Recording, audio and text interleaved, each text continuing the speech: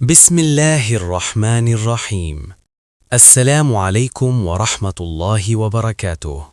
حضرت عقبہ بن عامر الجہنی رضی اللہ عنہ کہتے ہیں کہ ایک مرتبہ جب ایک غزوہ میں رسول اللہ صلی اللہ علیہ وسلم کی اونٹنی کی نکیل پکڑے آگے آگے چل رہا تھا تو اس وقت آپ نے فرمایا، عقبہ کہو۔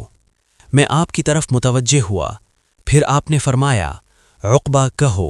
میں پھر متوجہ ہوا، پھر آپ نے تیسری بار فرمایا تو میں نے عرض کیا، کیا کہوں؟ آپ صلی اللہ علیہ وسلم نے فرمایا، قل هو اللہ احد، پھر پوری سورت پڑھی۔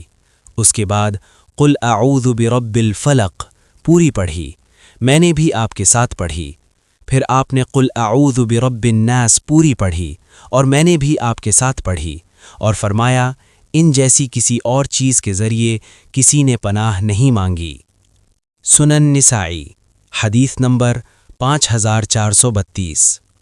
حضرت عبداللہ بن عمر رضی اللہ عنہ سے روایت ہے کہ نبی اکرم صلی اللہ علیہ وسلم 4 باتوں سے پناہ مانگتے تھے: ایسے علم سے جو نفع بخش نہ ہو، ایسے دل سے جس میں اللہ کا ڈر نہ ہو، ایسی دعا سے جو قبول نہ ہو، اور ایسے نفس سے جو آسودہ نہ ہو۔ سنن نسائی حدیث نمبر 5444۔